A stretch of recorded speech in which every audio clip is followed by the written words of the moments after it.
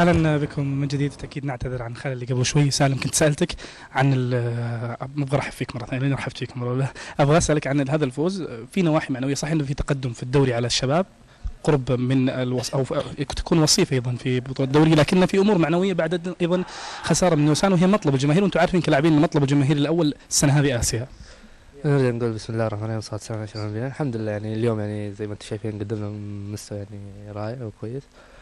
الحمد لله يعني مباراة لسان يعني ما كان يعني الحظ يعني حالفنا، مع ان يعني لعبنا شوط ثاني كويس بس الحمد لله. وبعدين يوم خلصنا مباراة لسان يعني نسيناها وفكرنا في مباراة الشباب. يعني باقي لنا ان شاء الله فرضنا مباراة واحدة اللي هي مع لسان، لا اللي هي لسان، وان شاء الله ان نقدم مستوى فيها افضل ونفوز ان شاء الله. كابتن، ايش اللي اختلف اليوم في الهلال عن مباراة لسان؟ في اي منطقة؟ منطقة المحور، المنطقة الهجومية، ايش اللي تميز في الهلال عن هذيك المباراة؟ الحمد لله يعني احنا يعني ان شاء الله يعني ما نفكر يعني في المباراة اللي راحت، ولكن يعني كل مباراة لها يعني ظروفها، والحمد لله ننزل وندي اللي علينا والباقي على الله يعني.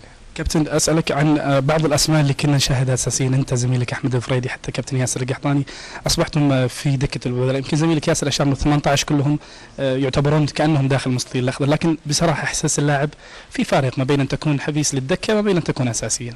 صح، هذا شيء اكيد يعني كل لاعب يعني يطمح انه يصير يعني اساسي في الفريق، بس يعني هذا يعني قرارات المدرب يعني ما تقدر تدخل فيها. الحمد لله اهم شيء يعني نتمرن ندي تمارين كويسه بقى. الله يعافيك ابوي. شكرا كابتن. الله يعطيك العافيه ابوي.